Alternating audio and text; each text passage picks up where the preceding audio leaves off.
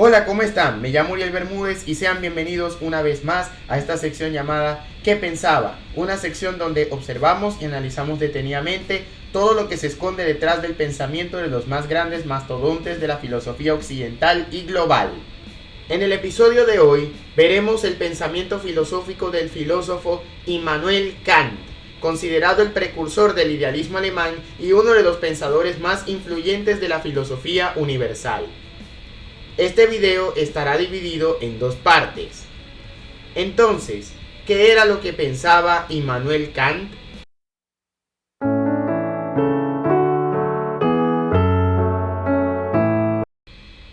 Encasillado en su subjetividad, a la manera de Descartes, Kant da a sus teorías una dirección muy distinta a la del filósofo francés.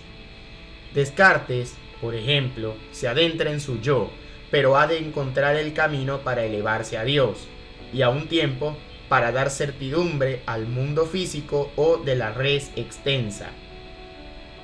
Kant, encerrado en un mundo fenoménico, ha de descalificar la posibilidad de contactar a las cosas en sí mismas, sean las del mundo, la de Dios o del alma. La filosofía de Kant no niega la existencia de Dios, ni un orden moral, ni la realidad pensable de un mundo físico. Lo que niega, salvo en lo moral, es que la razón humana pueda trascender y llegar a esos entes en sí mismos, sean el mundo, Dios o el alma. Kant intenta superar la crítica al fundamento epistemológico del principio de causalidad y por lo tanto al saber científico que había hecho David Hume, que no tenía una respuesta satisfactoria hasta su época, además de superar la metafísica dogmática de los racionalistas. Kant parte de la conciencia, de las representaciones fenoménicas del yo, sean provenientes del mundo externo o interno. Se aboca desde un principio a la estética trascendental. Kant entiende por sensación el efecto de un objeto sobre la facultad representativa, en cuanto somos afectados por él. Se entiende que se prescinde por completo de la naturaleza del objeto afectante y que solamente se presta atención al efecto que se produce en nosotros, en lo puramente subjetivo. La intuición empírica es una percepción cualquiera que refleja a un objeto, y así el conocimiento es considerado como un medio. La intuición empírica es la que se refiere a un objeto, pero por medio de la sensación. El fenómeno es el objeto indeterminado de la intuición empírica. El árbol puede afectarnos y de él tenemos una representación fenoménica. Nada podemos saber del árbol en sí. La realidad de la cosa, en ella misma, es un noumeno no alcanzable. Kant sintetiza su pensamiento y en general el campo de la filosofía en sentido cosmopolita en tres preguntas: ¿qué puedo conocer? ¿Qué debo hacer? ¿Qué puedo esperar? A la primera interrogante da su respuesta en el análisis de la crítica de la razón pura en torno a las posibilidades y límites del conocimiento humano. A la segunda trata de dar la respuesta en el sentido moral en la crítica de la razón práctica. Y a la tercera trata de responder la religión en la crítica del juicio. Estas tres preguntas que enunció Kant pueden resumirse en una sola. ¿Qué es el hombre?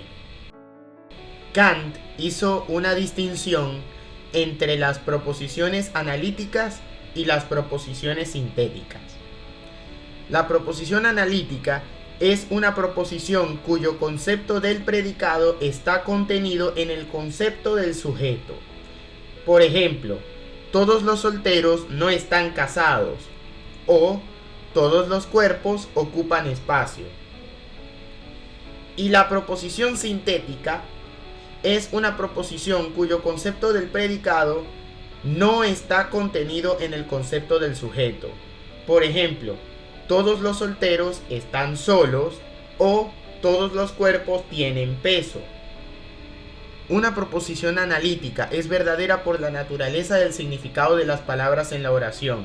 No necesitamos más conocimiento que la comprensión del lenguaje para comprender esta proposición. Por otro lado, una declaración sintética es aquella que nos dice algo sobre el mundo. La verdad o falsedad de los enunciados sintéticos se deriva de algo fuera de su contenido lingüístico. En este caso, el peso no es un predicado necesario del cuerpo. Hasta que se nos dice la pesadez del cuerpo, no sabemos que tiene peso. En este caso, se requiere la experiencia del cuerpo antes de que se aclare su pesadez. Antes de la primera crítica de Kant, los empiristas, como Hume, y los racionalistas, como Leibniz, asumían que todos los enunciados sintéticos requerían experiencia para ser conocidos. Kant refuta este supuesto afirmando que las matemáticas elementales, como la aritmética, son sintéticas a priori, en el sentido de que sus afirmaciones proporcionan nuevos conocimientos no derivados de la experiencia. Por ejemplo, en el cálculo 5 más 7 igual a 12, no hay nada en los números 5 y 7 por el cual se puede inferir el número 12. Por lo tanto, 5 más 7 o 12 no son analíticos porque su referencia es la misma, pero su sentido no lo es. El enunciado 5 más 7 igual a 12 nos dice algo nuevo sobre el mundo.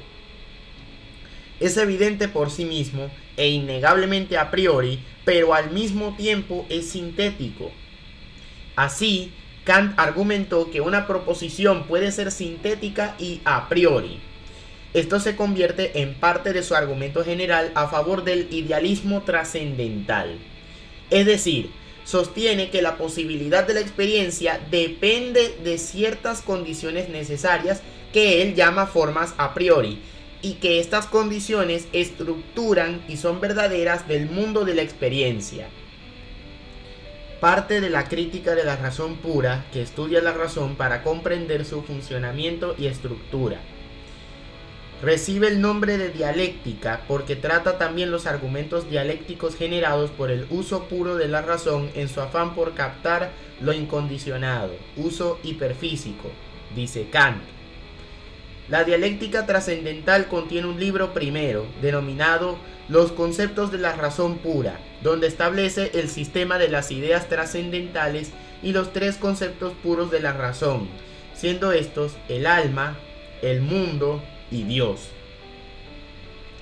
La razón humana tiene en el conjunto de categorías su fuerza para concebir los objetos, pero siempre que haya un aflujo de fenómenos sobre los cuales ellas puedan actuar. Cuando tal cosa no ocurre, en el caso de los objetos denominados metafísicos, como Dios, el alma, el mundo, tal función del entendimiento deriva sin mucho sentido y cae en las llamadas antinomias, en que tanto puede demostrarse como verdadera una posición como la contraria. Por ejemplo, el mundo es finito en el tiempo y espacio, y el mundo es infinito en el tiempo y espacio. Estas ideas producen la ilusión de que tenemos un conocimiento a priori de dichos objetos trascendentes. Sin embargo, Kant intenta demostrar que estas ideas ilusorias tienen un uso práctico y positivo a lo que llama metafísica de la moral. Esta forma parte de la filosofía práctica que se ocupa de las cosas en sí mismas y se usa para construir la idea de un mundo moral y transformar el mundo natural en el bien supremo, mientras que la filosofía teórica se ocupa de las apariencias, categorías y formas de conocer para construir un mundo natural. El uso práctico de la razón se desarrolla brevemente al final de la crítica de la razón pura y, con más extensión, en la crítica de la razón práctica. La razón teórica formula juicios frente a la razón práctica, que formula imperativos. Estos serán los pilares en los que se fundamenta la ética formal kantiana. La ética debe ser universal y, por tanto, vacía de contenido empírico, pues de la experiencia no se pueden extraer deberes universales, sino solo planteamientos prudenciales condicionados por la experiencia sensible. Debe, por lo mismo, ser a priori, es decir, anterior a la experiencia y autónoma. Esto es, que la ley le viene dada desde dentro del propio individuo y no desde fuera. Al estar la ley moral basada en la razón, esta es igual para todos los agentes racionales, siendo irracional actuar contrariamente a ella. Los imperativos de esta ley deben ser categóricos, que son del tipo, entre comillas, debes hacer B, y no hipotéticos, que son del tipo, si quieres A, haz B. El imperativo categórico tiene las siguientes formulaciones. 1. Fórmula de la ley universal. Obra solo según aquella máxima por la cual puedas querer que al mismo tiempo se convierta en ley universal. 2. Fórmula de la ley de la naturaleza. Obra como si la máxima de tu acción debiera tornarse, por tu voluntad, ley universal de la naturaleza. 3. Fórmula de la humanidad. Obra de tal modo que trates a la humanidad, tanto en tu persona como en la de cualquier otro, siempre como un fin y nunca solamente como un medio. Y 4. Fórmula del reino de los fines. Obra por máximas de un miembro legislador universal en un posible reino de los fines. Kant aplica el imperativo categórico a varios ejemplos de acciones, como la falsa promesa o la caridad, de las cuales concluye que surgen dos tipos de deberes que diferenció entre perfectos e imperfectos. Los primeros están de acuerdo con la ley moral y son absolutos. Por ejemplo, existe un deber de decir la verdad, por lo que nunca debemos mentir, mientras que los últimos permiten flexibilidad. Por ejemplo, la caridad es deseable en ciertas ocasiones, pero no estamos obligados a ser completamente caritativos en todo momento. A pesar de todo, no conviene entender el imperativo categórico kantiano como un imperativo formulado de tal forma que no podamos esperar obtener algo a cambio por su cumplimiento, aunque sea de forma indirecta. Es decir, la felicidad, como fundamento de la mayoría de las morales desarrolladas hasta el momento, es algo que se persigue. Sin embargo, en la ética kantiana, la felicidad no se persigue directamente, pero sí es algo que nos cabe esperar. La felicidad, por tanto, es algo que se consigue no porque se busque, pues, como trata de demostrar Kant, todas las morales que hasta el momento han tratado de encontrarla solo han dado lugar a formulaciones subjetivas que dependen totalmente del individuo, sino porque se es digno de ella. La moral no debe enseñar cómo hallar la felicidad, sino cómo hacerse uno digno de ella.